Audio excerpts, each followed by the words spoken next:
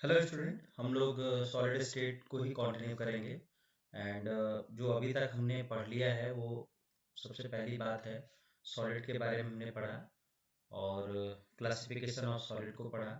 Classification of solid में हमको पता चला कि सॉलिड मेनली दो तरह से क्लासिफाइड हो सकते हैं।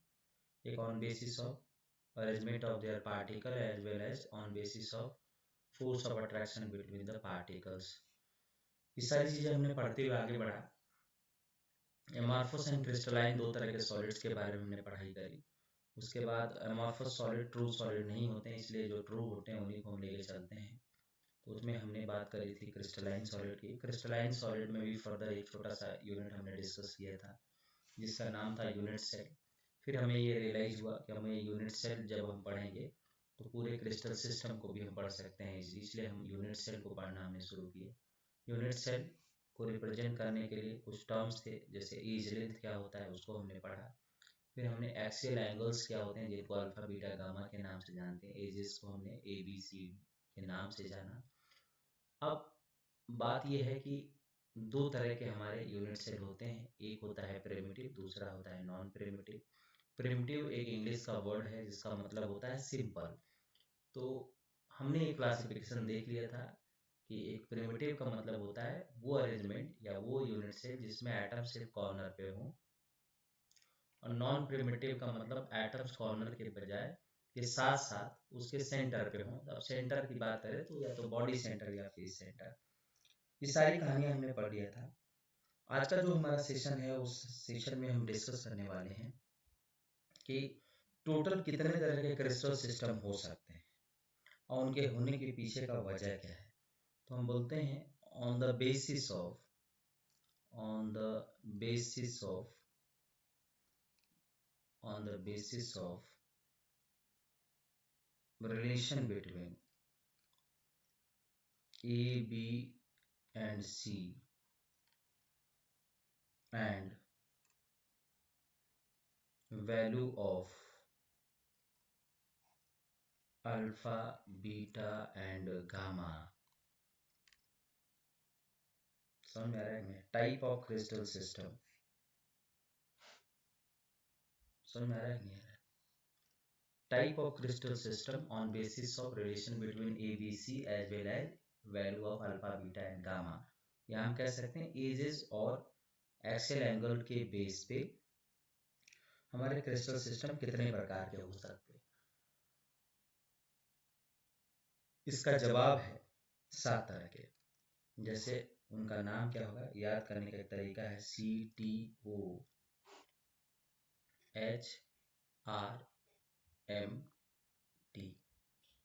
सी का मतलब होता है क्यूबिक और टी का मतलब होता है टेट्रागोनल। टेट्रागोनल। ओ का मतलब होता है ऑर्थोरोम्बिक। ऑर्थोरोम्बिक। एच का मतलब होता है hexagonal. Hexagonal. R means rhombohedral. Rhombo rhombohedral HEDRAL rhombohedral. इसके बाद होता है मोनोक्लिनिक और इसके बाद होता है ट्राइक्लिनिक। तो टोटल जो क्रिस्टल सिस्टम है यही है। अब इनमें हम बात कर सकते हैं relation between A B and C, और हम बात कर सकते हैं, एक मिनट, और हम बात कर सकते हैं अल्फा बीटा एंड गामा। ठीक है। और हम बात कर सकते हैं कि possible type of unit cell. Possible type of unit cell मतलब आपको ध्यान रखना होगा कि कितनी पॉसिबिलिटी है यूनिट सेल में और उनके बेसिस क्या है, ये बातें आपको क्लियर हो जानी चाहिए। किसी यूनिट सेल को अगर हमको अरेंज करना है, किसी यूनिट सेल को हमें बनाना है, तो उसके लिए मेनली हमें दो बातों का ध्यान रखना होता है कि जो एजेस हैं वो और जो उनके बीच का इंटरएक्सियल एंगल है, उनके बीच के रिलेशनशिप क्या है। जैसे क्यूबिक में बात करूं तो A is equal to B is equal to C, यहाँ पे बात करें तो A is equal to B not equal to C, यहाँ बात करें तो A not equal to B not equal to C। कुछ याद करने के सीरीज बन सकते हैं, हम इसको याद ही करना होगा। अब इसका उल्टा होने लगेगा, क्या होगा, A is equal to B not equal to C, फिर होगा A is equal to B is equal to C, यहाँ पे A not equal to B not equal to C, यहाँ पे भी A not equal to B not equal to C। ये तीनों कहानी आपको ऐसे याद करने होंगे जैसे मैंने बताया है। अब एंगल की बात करते हैं तो ये तीन एंगल आपस में इक्वल होते हैं, alpha is equal to beta is equal to gamma is equal to 90, again alpha is equal to beta is equal to gamma is equal to 90, यहाँ भी होगा alpha alpha is equal to beta is equal to gamma is equal to 90। अब चूंकि यहाँ तक तो कहानियां सेम चलेंगी, इसके बाद जब हेक्सागोनल शुरू होता है तो हम बोलते हैं यहाँ पे alpha is equal to beta is equal to 90 and gamma is equal to 120। ये बात आपको याद रखना चाहिए। समझ में आ रही कि नहीं आ रही। इसके बाद की अगर हम बात करें तो alpha is equal to beta is equal to gamma तो है, alpha is equal to beta is equal to gamma है, बट ये एंगल 90 डिग्री के बराबर नहीं है। आप लोग फिर से एक बार सुनेंगे, alpha is equal to beta is equal to gamma not equal to 90 degree. अब इन दोनों केसेस में आते हैं, इन दोनों केसेस में आते हैं, आप देख सकते हैं रोम्बो के बारे में हमने बात किया। रोम्बो के बाद मोनोक्लिनिक में आते हैं तो यहाँ बोलते हैं alpha is equal to beta is equal to 90, alpha is equal to beta is equal to 90 और गामा नॉट इक्वल टू 90। एक कोई एंगल 90 के बराबर नहीं होता है। बट अगर हमने ट्राई क्लिनिक की बात करनी है तो alpha not equal to beta is not equal to gamma, समझ में आ रहा है, इज नॉट इक्वल टू 90। मैं थोड़ा सा याद करने का अगर आपको ट्रिक बताऊं तो यहाँ देखो, पहले तीनों एजेस इक्वल हैं, फिर दो इक्वल हुए, फिर कोई नहीं इक्वल हुए, मतलब डिक्रीज हो रही है इनक्वलिटी में। फिर यहाँ के बाद से जस्ट इसका अपोजिट, तो A इजकल टू B है but C not equal to है, समझ में आ रहा है। फिर इसका अपोजिट मतलब तीनों इक्वल हो जाए, और समझ में आ रहा है नहीं आ रहा है। मोनोक्लिनिक एंड ट्राई क्लिनिक में कोई भी एज आपस में इक्वल नहीं होता है। एंगल की बात करें तो first three angle alpha beta gamma और 90 के बराबर होते हैं। हेक्सागोनल आपको याद करना होगा, alpha is equal to beta 90 degree और गामा 120 डिग्री का होता है। ये वाला जो हम एक अरेंजमेंट ले रहे हैं जो कि हेक्सागोनल है, और एक अरेंजमेंट ले रहे हैं जो कि हमारा क्यूबिक है। ये दोनों अरेंजमेंट हमारे सिलेबस में आगे भी हैं और इनके बारे में हमको इन डेप्थ पढ़ना है। अदरवाइज ये छोटी सी क्लासिफिकेशन हमको किसी भी तरीके से याद करना होगा। अब यहाँ देखें तो जो SCC होता है उसके अंदर जो हमारा क्यूबिक है उसमें SCC, BCC और FCC होते हैं, समझ में आ रहा है। इसके अंदर एज और एंड नहीं होते हैं। और मैं पूछूं इसका एग्जाम्पल कौन कौन से हैं, तो इसके एग्जाम्पल में कुछ एलिमेंटों का मैं नाम यहाँ लिख देता हूँ, जैसे Ag है, सिल्वर है, कॉपर है, या जिंक ब्लेंड है, या NaCl है, KCl है, या डायमंड है, वो सब इसी अरेंजमेंट को फॉलो करते हैं। समझ में आ रहा है कि नहीं आ रहा। अब बात करते हैं टेट्रागोनल की। तो टेट्रागोनल के अंदर अगर मैं अरेंजमेंट की बात करूँ तो सिर्फ दो तरह के होते हैं, एक होता है प्रिमिटिव और दूसरा होता है बॉडी सेंटर। इसकी मैं अगर एग्जांपल की बात करूं तो इसके एग्जांपल हैं TiO2 और है वाइट टिन, वाइट टिन है इसका एग्जांपल, और भी है SnO2 है, SnO2 है, और है कॉपर सल्फेट, सॉरी कॉपर बोल रहे हैं, कैल्शियम सल्फेट। ठीक है, इसमें दो ही तरह का अरेंजमेंट है, इसमें तीन है, 3 2 5 अरेंजमेंट हो गए। अब आते हैं ऑर्थो रोम्बिक में। ऑर्थो रोम्बिक में आप इसमें एक तो primitive plus BCC, BCC plus FCC plus end centred, E N D end centred, तो 4 तरह के होते हैं। इसके एग्जाम्पल की मैं बात करूं तो रोम्बिक सल्फर, एक सल्फर होता है, रोम्बिक सल्फर बोलते हैं जिसको। और भी बहुत सारे एग्जाम्पल हैं, जैसे पोटेशियम नाइट्रेट है KNO3, ये भी एक स्ट्रक्चर बनाता है। आप इसके अलावा बहुत सारे कार्बोनेट्स हैं, बहुत सारे सल्फेट हैं, जैसे कैल्शियम कार्बोनेट है, जैसे BaSO4 है, बेरियम सल्फेट, जो कि वाइट कलर का एक प्रेसिपिटेट होता है। ये सारे एग्जाम्पल्स बनाते हैं। अब हम आ जाते हैं सीधे सीधे हेक्सागोनल में। तो हेक्सागोनल में हमारे मतलब का सिर्फ एक ही है, वो है प्रिमिटिव। समझ में आ रहा है? और इसके एग्जाम्पल्स की मैं बात करूं तो ग्रेफाइट, ग्रेफाइट आप लिख सकते हो, ग्रेफाइट। इसके अलावा एक बड़ा इंपॉर्टेंट है जिनको जिंक ऑक्साइड बोलते हैं, और कैडमियम सल्फाइड भी हैं। ठीक है, आगे अगर हम लोग बढ़ें तो इसके बाद हम लोग को पढ़ना होगा ट्राइक्लिनिक। ट्राइक्लिनिक में भी सिर्फ प्रिमिटिव होता है, नहीं हेक्सागोनल के बाद, हेक्सागोनल के बाद हम लोग को पढ़ना होगा रोम्बोहेड्रल। रोम्बोहेड्रल में भी प्रिमिटिव ही होता है, प्रिमिटिव होता है, और इसमें कैल्शियम कार्बोनेट और सिनेबर और क्वार्ट्ज। समझ में आ रहा है कि नहीं आ रहा है? SB, ठीक है, क्वार्ट्ज। और हम बात करें कैल्शिनाइट, CaCO3, CaCO3 कैल्शिनाइट, या सिनेबार, Hg, मरकरी का एक और होता है Hg सल्फाइड, मरकरी सल्फाइड, ये इसके एग्जाम्पल्स हैं। अगर हम बात करें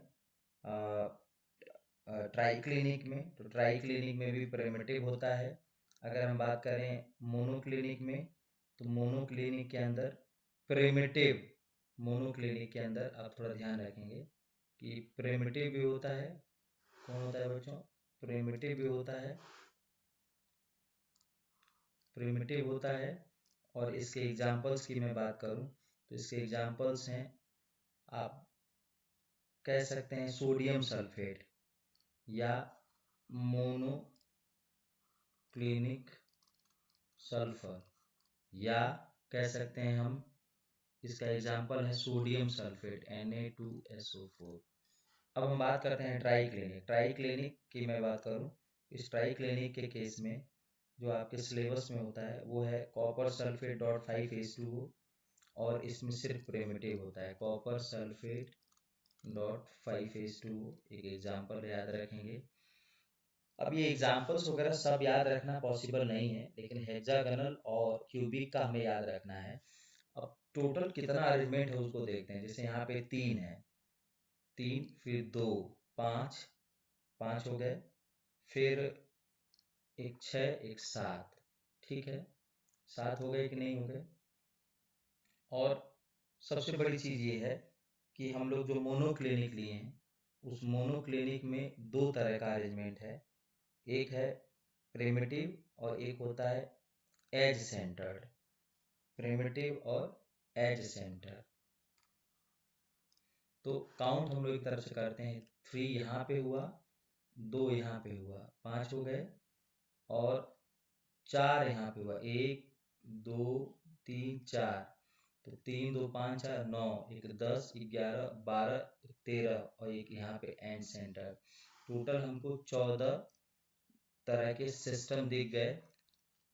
और आपको जान के ताजुब होगा कि ये 14 जो यूनिट सेल्स हैं, इन्हीं को हम बोलते हैं ब्रेविस लैटिस। क्या बोलते हैं बेटा? Brevis, Brevis lattice, Brevis lattice. तो ब्रेविस लैटिस आप क्या होंगे? टोटल 7 क्रिस्टल सिस्टम के अंदर जो 14 टाइप ऑफ यूनिट सेल्स हैं उन्हीं को हम ब्रेविस लैटिस कहते हैं। ठीक है, तो ये क्वेश्चन एक आध बार कंपटीशन में पूछा गया, व्हाट इज ब्रेविस लैटिस। आपको ब्रेविस लैटिस की कहानी अच्छे से पता चल गई होगी कि ब्रेविस लैटिस क्या है। अब इस पूरे सिस्टम से क्या क्वेश्चन पूछा जाता है? पहली बात एक पूछा जाता है most symmetric crystal system, most symmetric crystal system जो कि क्यूबिक होता है। क्यों होता है? क्योंकि इसके अंदर A is equal to B is equal to C है, alpha is equal to beta is equal to gamma is equal to 90 degree है। दूसरा मोस्ट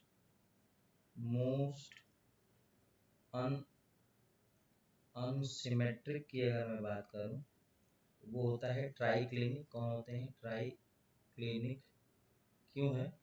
क्योंकि इसके एजेस भी इक्वल नहीं है, एज वेल एज इसके जो angle alpha is not equal to beta is not equal to gamma is not equal to 90। ये दोनों बड़े क्वेश्चन पूछे जाते हैं। इसके अलावा हम थोड़ा सा हेक्सागोनल के बारे में ध्यान रखें। हेक्सागोनल के अंदर आपको ध्यान रखना होगा कि जो A is equal to B not equal to C, alpha is equal to beta is equal to 90 degree and gamma is equal to 120 degree. इसकी भी हमको ध्यान रखना है। आप लोगों को यहाँ तक की पूरी कहानी क्लियर हो जानी चाहिए। एंड आफ्टर दैट हम लोग बात करेंगे कि देखो सबसे बड़ी बात यह है कि 7 क्रिस्टल सिस्टम में से क्यूबिकल हमारे सिस्टम में मोस्ट सिमेट्रिक है और जो ट्राइक्लिनिक है वो मोस्ट अनसिमेट्रिक है। अब हम लोग एक तरफ से अगर पढ़ना शुरू करें, सबसे पहले हम बात करेंगे क्यूबिक यूनिट से। किसी क्यूब के बारे में पहले बात करते हैं। क्यूबिक यूनिट सेल, और इसमें हमको सिंपल क्यूबिक SCC, दूसरा BCC और तीसरा FCC हमको पढ़ना है। सबसे पहले हम बात करें सिंपल क्यूबिक में किसी क्यूब के बारे में जानते हैं, तो कुछ इंफॉर्मेशन हम क्यूब के बारे में पहले ले लेते हैं। किसी भी क्यूब के पास कॉर्नर्स कितनी होती हैं? पहला सवाल ऐसा बनता है। किसी क्यूब के पास फेसेस कितने बनते हैं? ये क्वेश्चन बनता है। किसी क्यूब के पास एजेस कितने हैं? ये क्वेश्चन बनता है। तो मैं 1 बाई 1 एक एक जवाब देता हूँ। जैसे कॉर्नर की बात करूँ तो 1 2 3 4 5 6 7 एंड 8। तो नंबर ऑफ, अगर कॉर्नर कोई पूछे तो आप सीधे सीधे बोलोगे कि 8 कॉर्नर्स होते हैं किसी क्यूब के अंदर। अब कोई पूछे फेसेस कितने होते हैं, तो आप सोच सकते हो फेस कितने हैं। कमरे में 6 फेस होते हैं, 1, नीचे वाला 2, इधर वाला 3, ऊपर वाला 4, पीछे वाला 5 और बाहर वाला 6। फेसेस कितने होते हैं? नंबर ऑफ फेसेस कितने होते हैं? तो इसका आंसर होगा 6। फिर पूछा जाए नंबर ऑफ फेस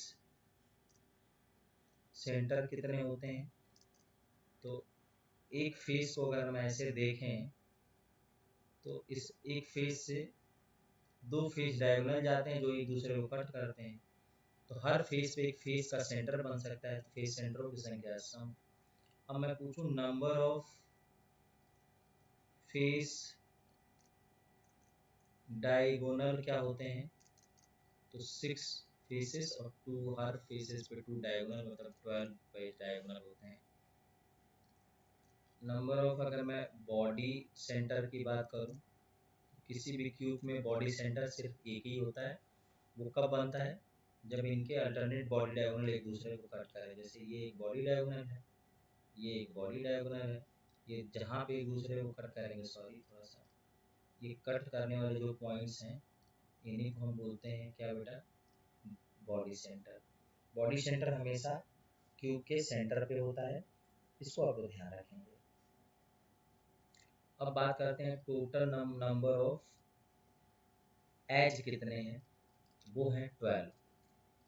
देखो एजेस कैसे पहचानेंगे, मैं एक नया डायग्राम बना देता हूँ उसका। एक क्यूब है, इस क्यूब में अगर एजेस पहचानना है तो सबसे पहले इसको ध्यान से देखें। आप लोग यहाँ देखो, आप लोग देखोगे तो 1 एज, 2, 3, 4, 5, 6, 7, 8, 9, 10, 11, 12, ये जितने एजेज हैं, जितने लाइनें बनी हुई इनको ज्वाइन करने वाले, उनके सेंटर को एज सेंटर कहते हैं। तो एज सेंटरों की संख्या आपको पता चल गई होगी कितना हो गया। नंबर ऑफ फेस पता चल गया, नंबर ऑफ कॉर्नर पता चल गया, नंबर ऑफ एजेस पता चल गया, नंबर ऑफ फेस पता चल गया।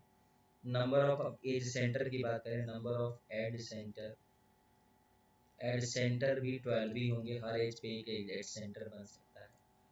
ये रही क्यूब की एक कहानी। इस डेटा को याद करना बड़ी ज़रूरी है भाई। जिस बच्चे ने याद कर लिया उसको कोई दिक्कत नहीं होगी। अब कुछ चीज़ें हम देखते हैं भाई, जैसे मैं कहूँ फेस डायगोनल के बारे में जानते हैं। फेस डायगोनल, तो एक फेस हम लोगों को ऐसा दिखता है, ये इसका डायगोनल है। अगर एज लेंथ ए है और ये ए है, ये a√2 हो जाता है। मतलब फेस डायगोनल की जो लेंथ होती है वो लेंथ होता है a√2। अब हम बात करते हैं टोटल, हम बॉडी सेंटर की बात करते हैं, बॉडी सेंटर, और हम बात कर लेते हैं बॉडी डायगोनल की बात कर लेते हैं। किसकी बात कर लेते हैं? बॉडी डायगोनल की भी बात कर लेते हैं। आप देखेंगे एक क्यूब में, ये क्यूब है हमारा बड़ा, सामने बना दिया थोड़ा सा फिगर, और इस क्यूब के अंदर हमको बॉडी डायगोनल पहचाननी है। आपको बेहतर पता होगा ये हमारा जो क्यूब बन रहा है, इस क्यूब में ये जो लाइन जा रही है ऊपर की तरफ, ये बॉडी डायगोनल है, और ये इसका बेस है। ये जो बेस आपको दिख रहा है ये इसके स्क्वायर के बराबर होगा, जो अभी मैंने निकाला है। इसकी लेंथ a√2 हो जाती है, क्योंकि ये a है, ये a है। पाइथागोरस थ्योरम से हमने इसको a√2 निकाल लिया। अब ये हाइट a है, तो ये फिगर हम ऐसे बना सकते हैं, ऐसे बना सकते हैं फिगर हम लोग ऐसे बना सकते हैं भाई। ये देखो, ये a√2 है, ये हाइट a है, तो ये a√3 हो जाएगा। दैट मीन्स आपको याद रखना है कि बॉडी डायगोनल की जो लेंथ होती है वो a√3 होती है। ये भी कहानी आपको क्लियर होनी चाहिए। तो आपने फेस पढ़ लिया, फेस डायगोनल पढ़ लिया, बॉडी पढ़ लिया, बॉडी डायगोनल पढ़ लिया। इतने इन्फॉर्मेशन को आप कॉपी में नोट करेंगे। इसके आगे हम किसी क्यूब को 8 पार्ट में कट करना, ये हम लोगों को जानना पड़ेगा। तो इसको हम आगे की क्लासेस में कवर करेंगे। तब तक इतने नोट्स बनाना है आपको, ठीक है बेटा? चलिए नेक्स्ट में स्टार्ट करेंगे।